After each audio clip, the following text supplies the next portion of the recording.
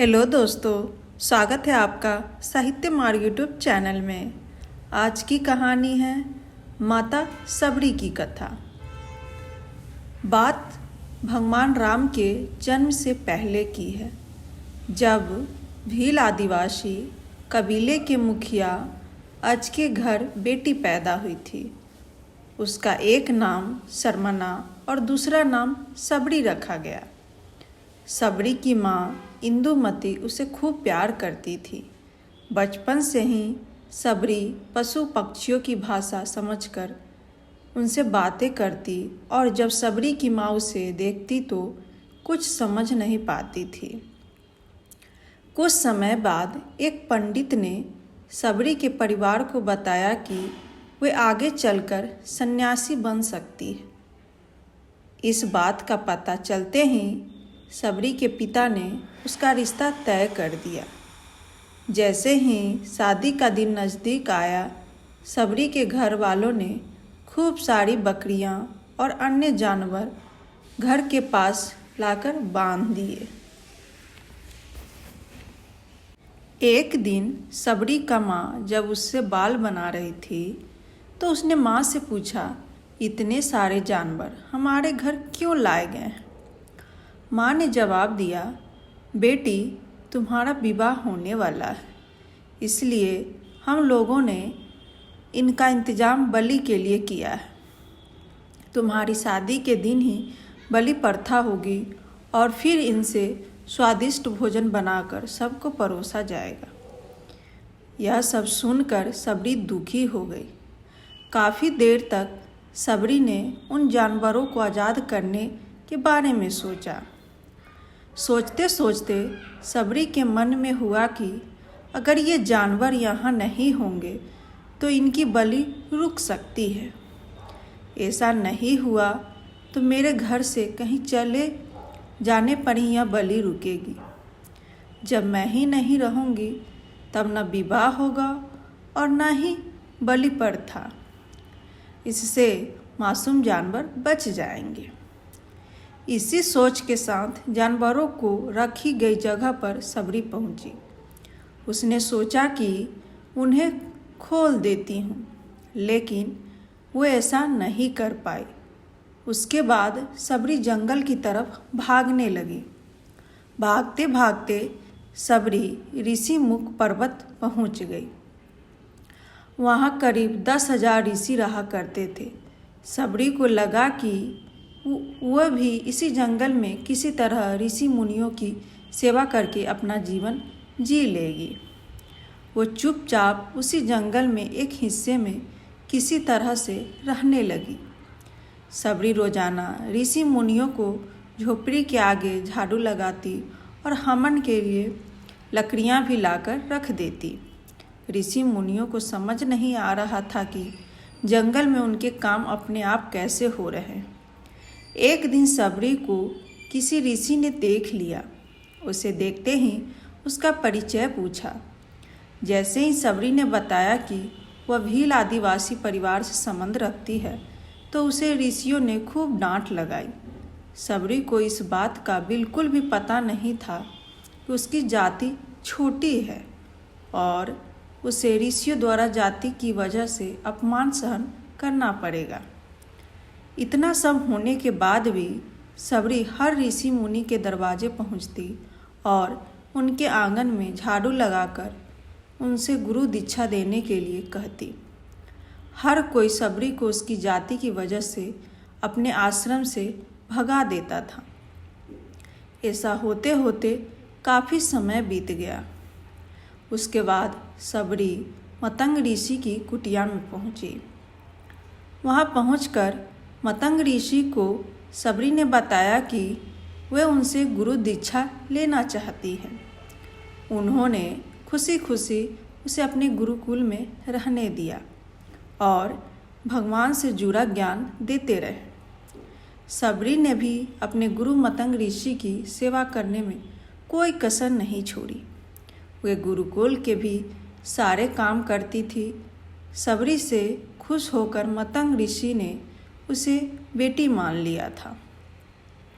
समय के साथ मतंग ऋषि का शरीर बूढ़ा हो गया।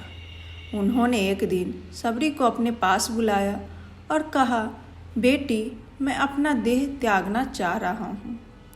बहुत साल हो गए इस शरीर में रहते रहते। सबरी ने दुखी मन से कहा, आपके ही सहारे मैं इस जंगल में रह पाई हूँ। आप ही चले जाएंगे तो मैं जीकर क्या करूँगी। आप अपने संग मुझे भी ले जाइए, मैं भी देह त्याग दूंगी। मतंग ऋषि ने जवाब दिया, बेटी, तुम्हें चिंता करने की ज़रूरत नहीं है। राम तुम्हारी चिंता करेंगे और ध्यान भी रखेंगे। सबरी ने राम का नाम सुनने के बाद पूछा, वो कौन है और उन्हें मैं किस तरह से ढूंढूंगी। मतंग ऋषि ने बताया, राम कोई और नहीं, भगवान है। वो तुम्हें सारे अच्छे कर्मों का फल देंगे। तुम्हें उन्हें ढूंढने की कोई ज़रूरत नहीं है। वो एक दिन खुद तुम्हें खोजते हुए इस कुटिया में आएंगे और तुम्हें उनके हाथों की मुछ मिलेगा। तब तक तुम इसी आश्रम में रहो। इतना कहते ही मतंग ऋषि ने अपना शरीर त्याग दिया। सबरी के मन में मतंग ऋषि के जाने के बाद से एक ही बात थी कि भगवान राम स्वयं उससे मिलने आएंगे। वे रोज़ भगवान राम से मिलने के लिए बाग से अच्छे अच्छे फूल लाकर पूरा आश्रम सजाती और भगवान के लिए बेर तोड़कर लाती। भगवान के लिए बेर चुनते हुए सबरी ने उन्हें चख लेती ताकि भगवान वो सिर्फ मीठे बेर ही दे। रोजाना सबरी इसी तरह भगवान के दर्शन की आस में फूल और बेर इकट्ठा करती थी। इसी तरह इंतजार में कई साल बीत गए। सबरी का शरीर एकदम वृद्ध हो गया। एक दिन आश्रम के पास के ही तालाब में सबरी पानी लेने के लिए गई। तभी पास के ही एक ऋषि ने उसे अछूत कहते हुए वहाँ से भागने के लिए कहा और एक पत्थर मार दिया। वो पत्थर जब सबरी को लगा तो उसे चोट लगी और खून बहने लगी। बहते हुए खून की एक बूंद उसी तालाब के पानी में गिर गई। तभी पूरा तालाब का पानी खून में बदल गया। ये सब होता देखकर ऋषि ने सबरी को ही डांटा और कहा कि पापिन, तुम्हारी वजह से पूरा पानी खराब हो गया। रोज ऋषि उस पानी को साफ करने के लिए अपनी कई तरह की विधाओं का इस्तेमाल करते। कई सारे जतन करने के बाद भी कुछ नहीं हुआ। फिर उन्होंने गंगा जैसी कई पवित्र नदियाँ का जल भी उस तालाब में डाला, फिर भी तालाब का पानी साफ नहीं हो पाया और वह खून जैसा ही रहा। कई सालों तक तालाब के पानी को साफ करने की कोशिश के बाद भी कुछ काम नहीं आया तो ऋषि ने थक कर सब कुछ छोड़ दिया। इस घटना के कई सालों के बाद भगवान राम अपनी पत्नी सीता के हरण के बाद उन्हें ढूंढते हुए उसी तालाब के पास पहुँचे। ऋषि मुनियों ने उन्हें पहचान लिया। भगवान को वहाँ देखकर ऋषियों ने तालाब का पानी साफ करने के लिए भगवान को अपने पैर उसमें डालने के लिए कहा, लेकिन पानी जैसा का तैसा ही था। ऋषि मुनियों ने भगवान से भी कई अन्य जतन करवाए, लेकिन वे पानी जस का तस खून जैसा ही रहा। तब भगवान ने ऋषियों से पानी के रक्त में बदलने की कहानी पूछी। तब ऋषि ने सबरी को पत्थर मारने वाली सारी बात बता दी। उसके बाद कहा कि वो महिला ही अपवित्र है, छोटी जात की है, इसलिए ये सब हुआ। उसी वक्त भगवान राम ने कहा, ये सब आप लोगों ने खराब वचनों से हुआ है। सबरी को इस तरह के शब्द बोलकर आप लोगों ने उसे नहीं बल्कि मेरे दिल को भी घायल किया है। इसी घायल दिल के रक्त का प्रतीक यह तालाब का लाल पानी।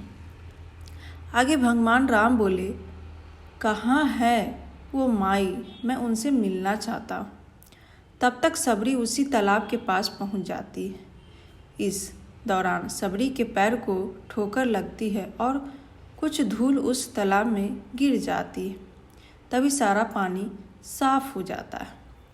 भगवान सबसे कहते हैं कि देखिए, आप लोगों ने क्या कुछ नहीं किया, लेकिन पानी साफ नहीं हो पाया। अभी सिर्फ इनके पैर ही थोड़ी सी धूल ने ही तालाब का पानी साफ कर दिया। भगवान राम को सबरी पहचान चुकी थी। उन्हें प्रणाम करके सबरी ने कहा, भगवान आप मेरे साथ कुटिया में चलिए। भगवान भी खुशी खुशी सबरी के साथ चल पड़े। फूलों से सबरी ने भगवान राम का स्वागत किया। वे सीधे बेर तोड़ने के लिए बाग गई और चख चख कर उनके लिए बेर लेकर आए। उन्होंने बड़े ही प्यार से भगवान राम और उनके भाई लक्ष्मण को बेर दिए। भगवान राम ने भी उतने ही प्यार से उन बेर को खाना शुरू किया। तभी बेर देखकर मुंह बनाते हुए लक्ष्मण ने कहा, भैया ये बेर जूठे हैं, इन्हें आप कैसे खा सकते हैं? भगवान ने जवाब दिया, लक्ष्मण ये जूठे नहीं बल्कि बहुत मीठे हैं। सबरी माई हम सब के लिए बहुत प्यार से तोड़कर लाई है। इतना कहकर भगवान राम प्यार से उन बेर को खाने लगे। भगवान ने जाते हुए सबरी माई से कहा, आप मुझसे जो चाहे वो मांग सकती हैं। सबरी ने उन्हें कहा, मतंग ऋषि के कहने पर मैं आज तक सिर्फ आपके दर्शन करने के लिए जी रही थी। अब आप मुझे मोक्ष प्रदान कीजिए। मैं अपना शरीर आपके सामने ही त्याग दूंगी। उसी वक्त सबरी ने अपना शरीर त्याग दिया। भगवान राम ने अपने हाथों से उनका अंतिम संस्कार किया और सीता माँ की खोज में आगे बढ़ गए। इसी तरह से ऋषि मतंग की बात सच साबित हुई और सबरी को भगवान राम के दर्शन भी हुए। तभी से भगवान राम को सबरी के राम भी कहा जाने लगा। इस कहानी से हमें यही सीख मिलती है, सच्ची श्रद्धा हो तो भगवान के दर्शन जरूर होते हैं। इस वीडियो को लाइक करें, शेयर करें एंड सब्सक्राइब करें। धन्यवाद।